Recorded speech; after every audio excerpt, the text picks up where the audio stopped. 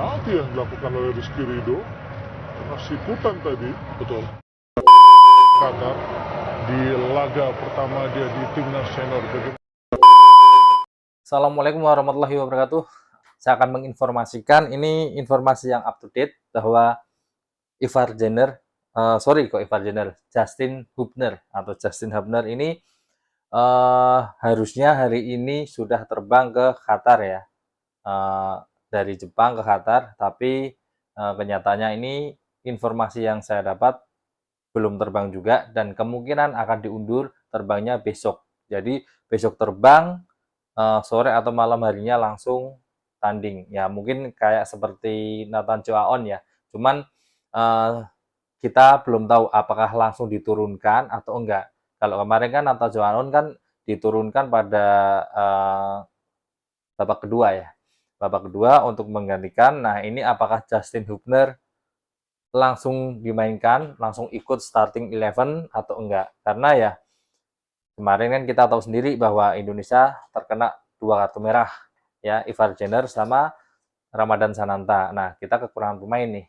Kemungkinan besar Justin Hubner ini akan didorong ke depan untuk mendampingi Marcelino ya, untuk mendampingi Marcelino Ferdinand karena untuk menggantikan Ivar Jenner. Itu bisa aja itu. Atau kalau enggak dari Sintayong ini kalau ingin memperkuat skuadnya ini di bagian belakang, ya mungkin Justin Hubner akan diposisikan seperti semula atau mungkin kalau memakai formasi 3 back mungkin bisa dijadikan. Cuman kan kita juga harus melihat dulu di lapangan tengah, di lini tengahnya ini kita kuat nggak? Nah, mungkin di situ Sintayong akan lebih tahu lah kekuatan dari Australia itu tengahnya itu gimana. Kalau mungkin tengahnya kok nggak begitu-begitu bagus banget Australia, mungkin bisa Justin Hubner dimajukan ke tengah untuk menguasai area lapangan tengah ya. Kalau area lapangan tengah bisa dikuasai itu kan bola-bola supply ke striker mungkin lebih gampang. Nah, di sini Ramadan Sananta juga nggak bisa. Ya, kita walaupun kemarin ya kita patut sesalkan ya karena Bapak Erick Thohir itu kan setelah pertandingan langsung mengajukan protes ke AFC ya. Dengan harapan karena di sini kita lihatlah kita dikerjai wasit ya. Jadi banyak yang komentar itu bahwa pertandingan semalam itu man of the match-nya itu wasit. Ya tapi ya memang sih kalau di logika lebih terkenal wasitnya, maksudnya terkenal hal-hal ya kontroversialnya lah. Dan saya juga menilai juga seperti itu karena kalau melihat kartu merahnya Ivar Jenner itu saya rasa sih nggak perlu di kartu merah karena di situ Ivar Jenner posisi lagi lari dan dia meloncat menghindari dari kaki lawan. Tapi dari pihak pemain Qatar ini dia berakting ya, berakting pura-pura kesakitan dan lalu nah ini wasitnya ini man of the match ini langsung memberikan kartu merah. Terus juga penaltinya yang dilanggar dari Rizky Ridho itu juga sebenarnya itu refleks. Rizky Ridho waktu loncat tangannya itu kan refleks. Yang namanya loncat itu kan kita pasti tangan itu membuat keseimbangan badan biar nggak jatuh kan. Itu secara periodik lah, itu secara otomatis lah. Misalkan kayak kita ada tangan kita kena api gitu kan, refleks langsung tangan kita kan gerak. Nggak mungkin kita merasakan kesakitan dulu baru tangannya ditarik kan nggak mungkin. Nah itu kan refleks. Jadi di sini kalau saya lihat wasitnya memang kurang ya mungkin bisa dibilang lebih condong ke tuan rumah ya kan. Nah, Bapak Erick Thohir ini mengajukan protes ke AFC, namun sayang sekali protesnya itu ditolak dari wasitnya ini Nasrullah Kadirov ya. Ini dia memang lebih kuat pendapatnya karena di situ ada aturan bahwa sesuatu hal yang sudah diputuskan di wasit itu tidak boleh diganggu gugat gitu kan. Seandainya mau protes itu bisa protes, tapi protesnya itu harus tidak melebihi 24 jam dan Bapak Erick Thohir sudah melakukan itu dan itu juga kita harus membayar sebesar $500 kalau nggak salah dan uang itu hangus. Seandainya kita kalah ya tetap hangus gitu kan. sebagai uang administrasi lah gitu. Nah, tapi ya memang kenyataannya seperti itu. Padahal kalau misalkan itu dikabulkan, itu kita punya dua keuntungan. Yang pertama, mungkin Ivar Jenner bisa main. Tapi kalau Ramadhan Sananta tetap nggak bisa main, ya kan?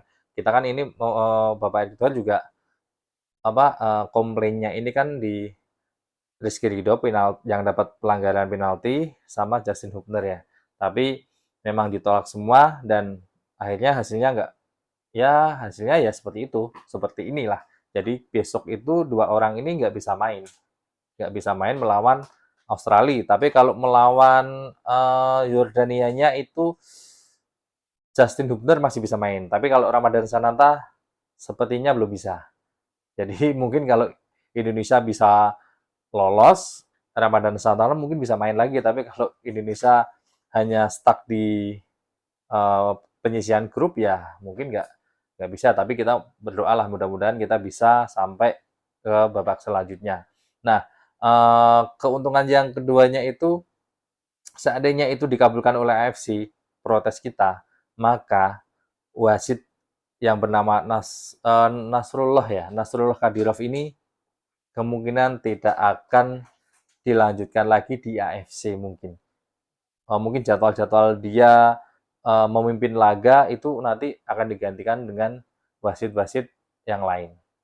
Atau itu bisa juga setiap pertandingan Indonesia mungkin wasit tersebut tidak memimpin pertandingan di Indonesia. Itu bisa jadi seperti itu kalau dikabulkan. Tapi kenyataannya nggak bisa dikabulkan, ya kan? Dan ya itulah. Jadi berita pertama dari saya itu Justin Hubner tidak jadi terbang ke Qatar hari ini, tapi diundur besok. Nah, kemungkinan juga 50-50, apakah langsung dimainkan atau dimainkan ke babak kedua, atau mungkin enggak sama sekali. Ya kita nggak tahu. Kan tergantung dari kondisi fisiknya Justin Hubner juga.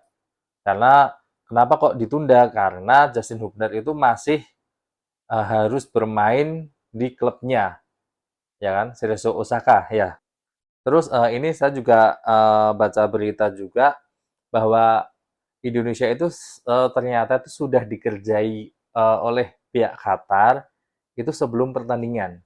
Di sini bisa dibuktikan dari cuitan dari salah satu asisten atau krunya STY bahwa dari hotel menuju ke stadion itu harusnya mungkin beberapa menit udah nyampe. Nah, itu itu nyampainya itu baru 15 menit kalau nggak salah.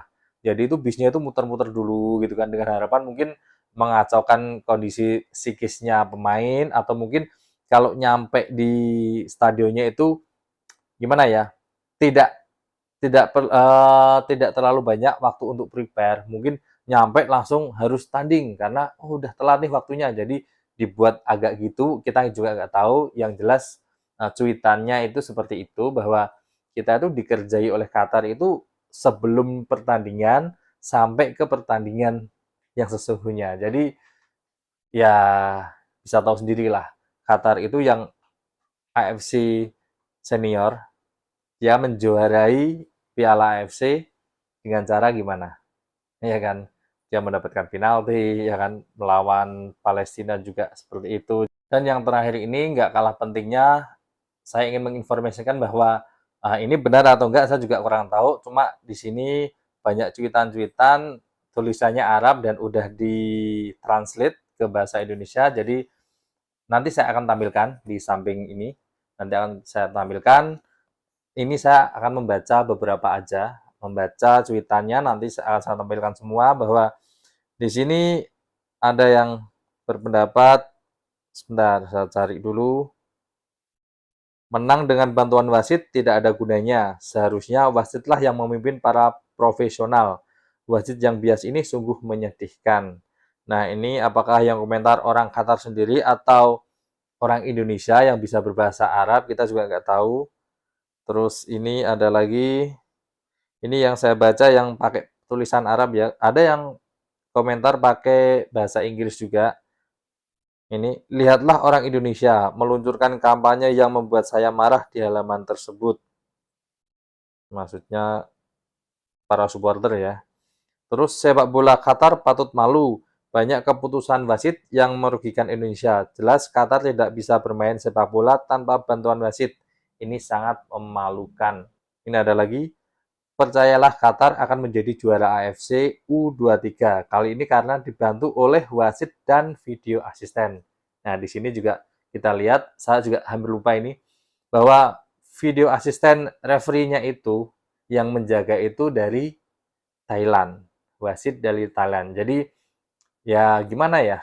Benar itu mungkin memang wasit dari Asia Tenggara gitu kan.